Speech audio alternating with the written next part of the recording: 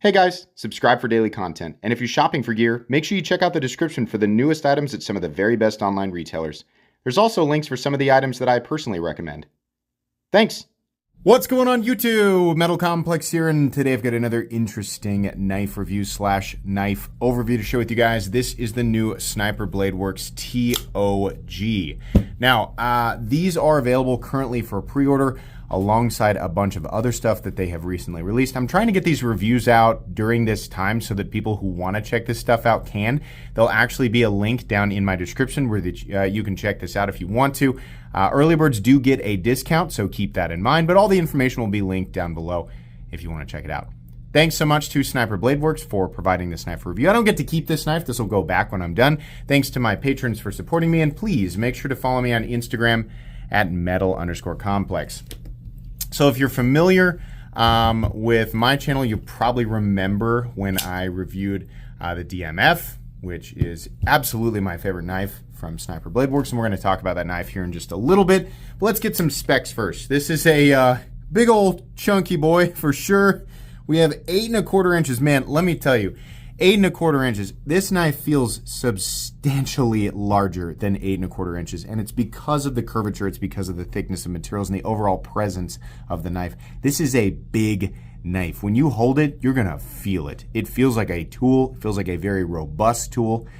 So there's a lot of good things here, but there's a lot of stuff to discuss for sure. So anyways, overall blade length is coming in about 3.6. Now your cutting edge is only about 3 inches, and that's thanks to a super large choil there right behind the blade. How about some size comparisons? I think first off, I'm gonna put it up against the DMF because that's what I've got here. The DMF is a little bit bigger, but not by much. In fact, we'll weigh them both so that you guys can see. So there you go.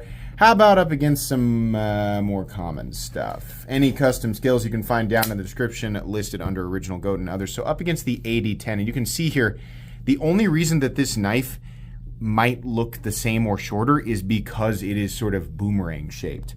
But believe me when I say this is a substantial knife. How about up against the Demco AD at 20.5? There we go. How about up against the Spyderco PM2 and the Spyderco Para 3? Here we go. And last but not least, I think we'll put it up against the Benchmade Reptilian, or in this case, the Ritter Hogue. And how about the Hogue Deca? There we go. So, whoop, sorry, it wasn't in frame. How is the action? The action's very good. And let me tell you, a lot of this is because the blade is so big. Not just in terms of thickness, but I mean, it's like a shovel, like a spade, right? The action is very smooth. But like I said, it's not fully, I don't want to fully credit that to the fact that the blade is just heavy. I think it's just legitimately smooth. All of these Sniper Bladeworks knives kind of feel the same. Very, very smooth, very consistent, not grindy. It is legitimately just a smooth knife. There's an area right here.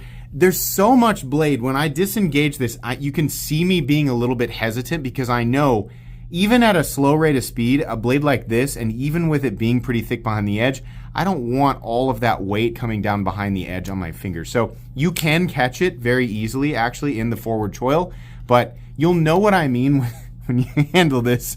When you disengage it, you can feel this guillotine coming down, and it's a little bit nerve-wracking, but you get in the right spot, you're just fine. And the thumb stud is actually in the right place. It is a big, aggressive thumb barrel. As you can see there, it's sort of like twisted and knurled, but it works. Now, flipping it over and over and over again, you're definitely gonna feel it. And while there is plenty of room right here that's been scalloped out, it's not any higher than the show side scale, so you are pushing in there just a little bit. Overall, really not that uncomfortable of a disengagement or deployment. It's just so big, right? You're gonna notice that when you go to disengage it. Let's do carry profile. So thickness up against the Spyderco Para 3. It's thick. There's no way around it. Length and height up against the PM2 and the Para 3. Yeah, it's safe to say you're going to notice it in the pocket. I mean, if you've been carrying around the 4 Max or the 5 Max, okay, fine. And it's not a big deal for you. For everybody else, this is kind of like a flattened out baked potato in your pocket. It is big, heavy. Oh, and the potato's made of titanium, right? But yeah, it's big and it's tall. It's taller than the PM2 or the Para 3. It's longer, it's thicker, all of the above, right? Let's go ahead and weigh it. The overall weight is coming in at, by the way, materials, G10, 6Al4V titanium, and PVD coated D2. Yes, we are going to return to that. Don't worry. Let's go ahead and weigh it. Weight, wow, it weighs almost 9 ounces. How much does this guy weigh? Slightly heavier. It's really almost exactly the same. It's almost exactly the same size. Okay, so it's heavy. You're gonna be dedicating to a lot of knife in the pocket. I mean, there's no way around it. If you want to carry this, it's gonna be heavy, and you're gonna have to dedicate to it. Like all knives, you'll adapt to it if you really want to. And for those of you who are used to carrying around big, heavy knives, it might not be as big of a problem. For the average person, though, yeah, it's gonna be as big as it looks, perhaps even bigger. Let's go ahead and do a hardware check. I'm going to get on my tools as per usual. My tools are very inexpensive and very recommendable. You can find them right down in the section of my description that talks about the tools I use on this channel. So for the pivot, I'm almost certain that's a T10. Am I right? Yeah, that's a T10. So we got a T10, and then down here, are these, really? Those are T6? I would have expected and would have preferred that those were T8. But let's take a look just in case. Maybe I'm being thrown off visually. Nope, those are T6.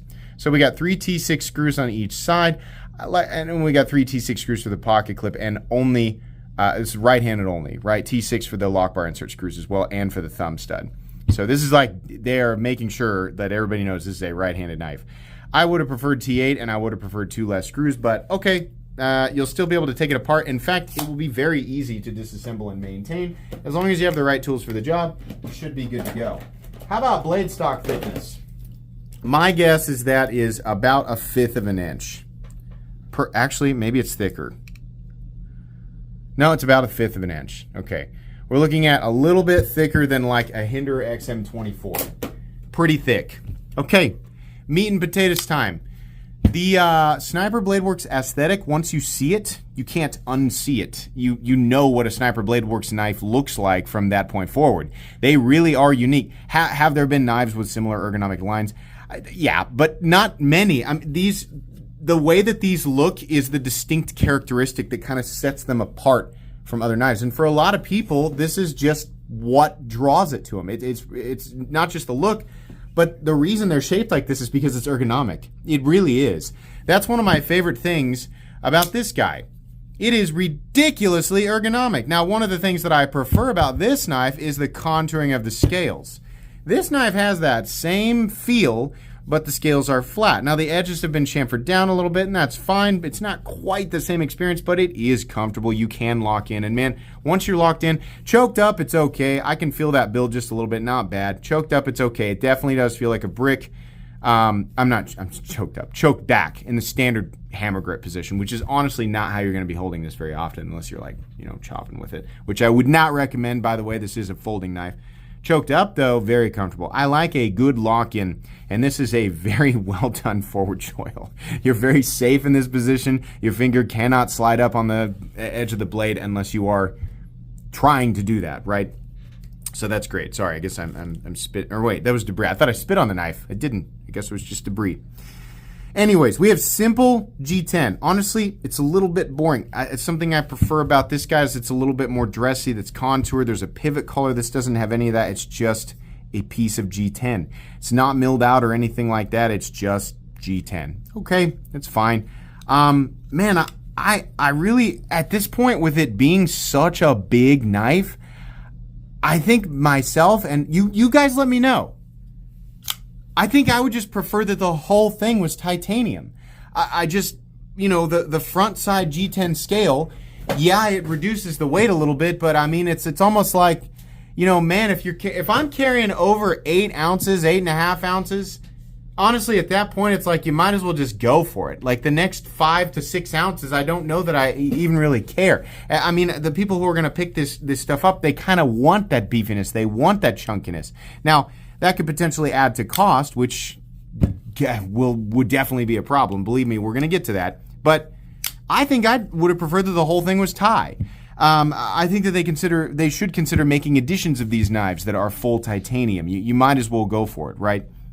So yeah, those are my thoughts on that. At least it would be cool to have the G10 scales dressed up a bit. much like the other guy here. That would be much nicer. I do like this blade shape. It is such a classic, almost early 2000s, just mega overbuilt. It looks like a small shovel. I like that. What is the practical advantage of this? It is a very strong geometry. The geometry of the blade is undoubtedly strong, and while it is D2 ho-hum, it will be an unbelievably strong blade shape. Now, a lot of the durability of a folding knife obviously comes down to the strength of the pivot. So we can make the blade shape as robust and, geometrically sound as possible, but it really comes down to the pivot. That's going to determine the durability. But if you're worried, like, is the tip going to break? No, you'd have to be doing the dumbest things in the world to get the tip to break. And there's so much flat running through the center here, right? It comes down to not a thin edge, but certainly a sharp one. I think a lot of, especially newer people kind of get that confused. They, some reviewers lead them to think that because it's a thick edge, it means it's not sharp enough to slice. It is absolutely sharp enough to slice, but we are getting lifting here, which means it's doing more of a tear and less of a cut. I mean, it's still a slice. It's just sort of a terry slice. But if you're the thicker the material and with more drag on the material, the harder it's going to be, because you're going to be pushing this entire wedge through the material, right? So this is an overly robust blade shape, I think, almost just for the fun of it. It's just kind of their style. That's what they do, right? I personally am a huge fan of the aesthetic and the look and the feel of big, chunky, crazy, overbuilt knives. Even if I lose some utility in there, that's okay with me, because it's just a style that I kind of like, right? The thumb stud, the thumb barrel does clear the cutting path, so that's nice. There is no sharpening choil, which is actually, they did an okay job with this. It really doesn't look bad at all, but some people would prefer sharpening choil, some people don't. The nice thing about not having a sharpening choil is it's not going to get hung up there as you cut. The bad thing is it's not going to look super duper great as time progresses and you continue to sharpen this, right? That's just the way it is. This is a PVD coating, very durable. Not quite as durable as DLC, but very, very durable. And we do see this coating on lots of super high-end knives for sure. So I think that's perfectly fine. They did a good job with it as well. It's important to point out that this is a pre-production version. So if you see any sort of roughness or any, goofiness here or there, likely, this is an example of a completed production. It won't look like this. It won't be as shiny or anything, but that has all the edges nicely knocked down. So when we actually do arrive at the production versions of these, any weirdness on the edges, any kind of unevenness in the coating or anything like that, it should be all nice and smoothed out. That is, how this works. And again, these are going to be manufactured in Taiwan, which is a different place than China and a much more expensive place to have things made. I have to point that out, right? I know we're getting to that price tag, but I just need people to understand that we cannot compare this. You can't say, but We Knives makes the best deck. You can't, because they make it in China, and I don't think people realize exactly how cheap it is to manufacture things over there, even on a premium level. So we have to keep that in mind. The blade is robust all the way out to the tip. It is a thick, robust knife. D2. Is it CPM D2? No, to my knowledge, it's just D2. It's nice that they put a PVD coating on this. That does help with corrosion resistance. D2 is not quite a stainless steel, plenty tough, and will hold a decent edge, right? So they have guarded it against additional corrosion. D2 is not the steel that we want to see at this price point. It's the justifications for it are, even in the early 2010s or the early 2000s, it was still like but now in 2023, this is not what people want to see. Will it work? Will it function? Yes. But the market that this knife is being catered towards, the people who are going to buy this, don't want to see, I don't want to speak for everybody, but you guys can let me know. We don't want to see, I'm going to go ahead and speak for everybody, I guess. We don't really want to see D2 at this price point. D2 is one of those steels that, now CPM D2 is a little bit different. I give that a little bit of, because that's the powder form version and it does cost more money, but maybe we see CPM D2 on knives at up to about $150 and then we start to get people complaining, and I think that's pretty justified, right?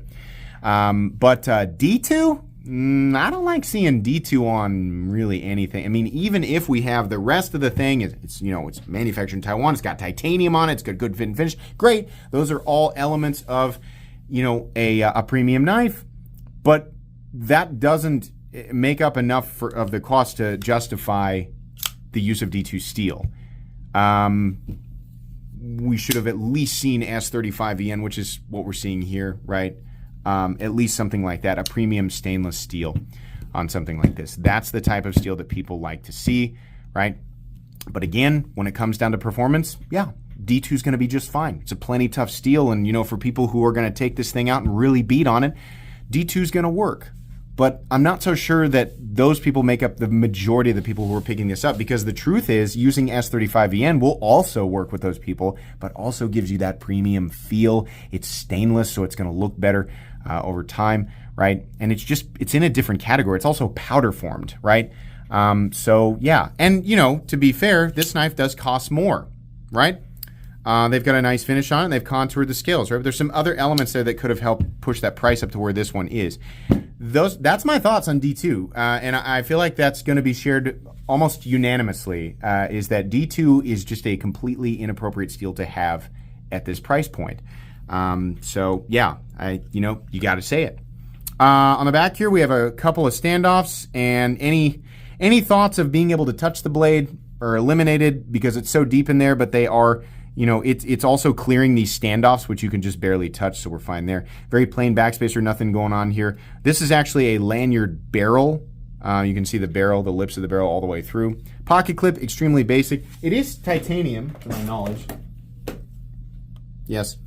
Titanium pocket clip, very flat, but it is extremely functional, and it does have a shallow bill, and it is spoon shaped. So truthfully, in and out of the pocket is fine, and the carry depth is also about medium. So really a lot of this knife disappears into the pocket. This has a steel lock bar insert, which, oh yeah, I guess this one does too.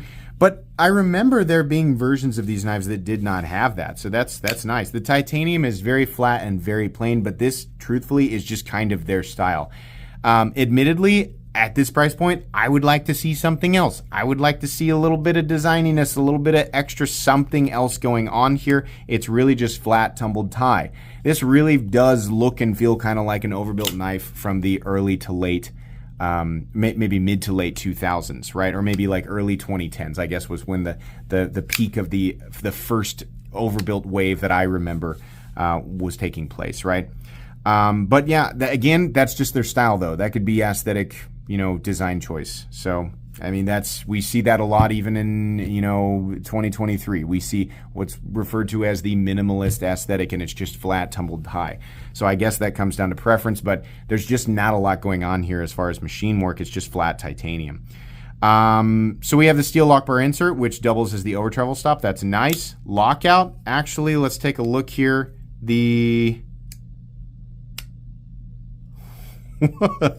Wait a second. Where is the stop? Oh, interesting. Is the stop completely invisible, or is it literally just the frame lock? That cannot be. I am actually very, very confused right now. Perhaps this needs to be opened up. I think maybe it does. Okay, I found it. I was gonna say there's no way that there's not a stop pin in there. You can see it's just caged completely within there, and I couldn't see it.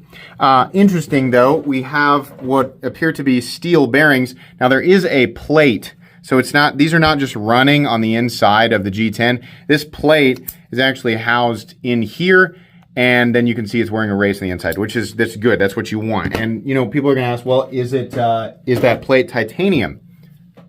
No. The plate is steel. So they have thought of that. That's fine. I would have preferred the ceramic bearings, but at least they have these running. I mean, either way, whether it's ceramic or steel bearings, at least it's actually running on a steel plate. These screws were a little bit free spinny, but it wasn't the worst thing in the world to get this thing apart, and it should come back together pretty easily. But rest assured, there is a stop pin in there. I was about to say that would be the first time I've ever seen a knife that was completely dependent on just the surface contact of the lock bar, which I don't actually think would work anyway. So I'm glad we confirmed there is in fact a stop pin in there. Okay, back to the review. Okay, something I will credit them on is it did come back together very easily, and it also centered up very well, and the action stayed and remained perfect and very false shut. The other thing that's really nice is the lockup is absolute. with some room for tuning. Sometimes there's just like, no, it's either going to be super solid and not smooth, or it's going to be a little bit wiggly and smooth, or it's going to be off center, one or the other. Nope, this thing actually centered up, and I was able to tune it to a few different, levels of smoothness or tightness and kind of get my preference. So that's, I'm going to credit the machining quality to that there. That's pretty good. Seriously, the lockup on this thing is absolute. It is so solid, and there is no slip, no feeling of slipping. There's no pivot lash. There's no movement where there shouldn't be movement, and everything feels like it should. It feels like a tool that was designed to be used and beaten on. It just has a price tag that caters more to the enthusiast market. Which, let's not separate them. Let's not make it that black and white. Well, obviously, we have users and collectors and hybridizations of people, right? But, knife people of all types will appreciate that this thing is definitely built hardcore. There's no question about it. I would prefer that we had T8 screws. I would prefer they weren't free spinning, right? I would prefer there's a little more detail, a little more fun, enthusiast elements here. And I definitely would prefer that the steel wasn't D2. The enthusiast in me wants those things for the price. And I think that those wants are justified. But this is a good tool. It is a durable tool, and it's a serious tool. The thing is definitely not a joke. It is purpose built. And when you handle as many things as I do, and I'm not trying to say I know better because I handle so many things, but after you start to handle stuff, you start to get a good idea of what's built to be just fun. And yeah, you can use it, but you better pump the brakes, and stuff that's like, wow, like it really, in a bad scenario and all you had was this, like this is going to stand up to it. So the biggest merit here for this is that this is built to last. This is built to, to use. This is built to use hard. It's definitely got a substantially more reliable and more solid lockup than a lot of other knives in this territory that are more so just catering to the enthusiast. That being said, I find the early birds can get $40 off if you want to pick this up. And like I said, the thing they're doing for this is like right now, the pre-orders are available right now, which is I'm trying to get this information out. It doesn't do people any good for me to do these 3, 4, 5 weeks down the road, right? So I'm going to try and do better about that. That's what I'm doing here with these Sniper Bladeworks knives. But even at $310, it's just wildly not... It's not that I want them to bring the price down. It's that I want the steel to be different. Asking them to reduce the price, because they can't. I mean, it's still... Number one, D2 is nowhere near as expensive to purchase as S35VN, right? But they're still manufacturing it in Taiwan. It's still a lot of material, and it's still got titanium on it, right?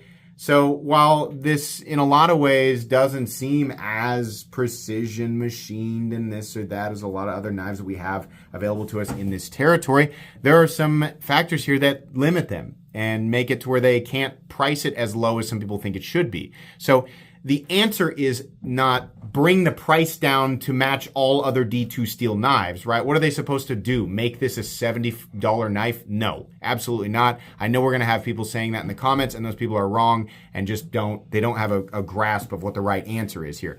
The right answer is it needs to be a different steel. I would prefer something stainless and still well-balanced, like S35VN, S45VN, but there's a number of other steels that would work really well with this knife, including Crewwear. Crewwear is that would be great, right? Maybe they don't have access to Crewwear, same with 3V, that would also be cool, but maybe they don't have access to it, right? Who knows? D2 was a really weird choice for this knife, right? Now, if you're really big into Sniper Bladeworks and you like the look of this knife, and maybe you're like, I don't really care about the steel, I just want a really solid, dependable tool, yeah, they did that part. That's for sure. They definitely got that right. I'm actually a big fan of how they did the internal pivot. It's channeled, but it's just completely and totally internal, so you can't see it at all, right? Does that add a layer of durability? No, it's just kind of neat to look at, but it is smooth. It is easy to operate, and man, is it comfortable. I'm just not the biggest fan of the D2 steel. Very, very expensive for D2. Wish the steel was something else. Honestly, had this been S35VN, it would have been a lot easier to choke down, and all I would have been able to complain about is just sort of the general... There's just not a lot of flashiness to it. There's a certain level of flashiness that we kind of like to expect at this price point, and this just is more it looks more like a serious tool. Now, for those people who do not like the flashiness and definitely want a more serious tool aesthetic to their expensive knives, here you go, right? But if you don't care about D2, then you will love this knife. If you do, you probably won't. It will probably bother you, right? I'll leave that decision up to you guys. I will link this knife down in the description. I would suggest, if you're going to pick it up, I would suggest pre-ordering it so you can at least get 40 bucks off. So anyways, please make sure to follow me on Instagram at metal_complex. If you enjoyed this video, leave a like. If you'd like to check out my other content, I do of course have lots of videos of knives that are either expensive or inexpensive that I do or don't like, so check those out. If you enjoy all my content, go ahead and click on that Metal Complex logo right there and subscribe because there's definitely more coming. Thanks again for watching, everybody, and have a great day.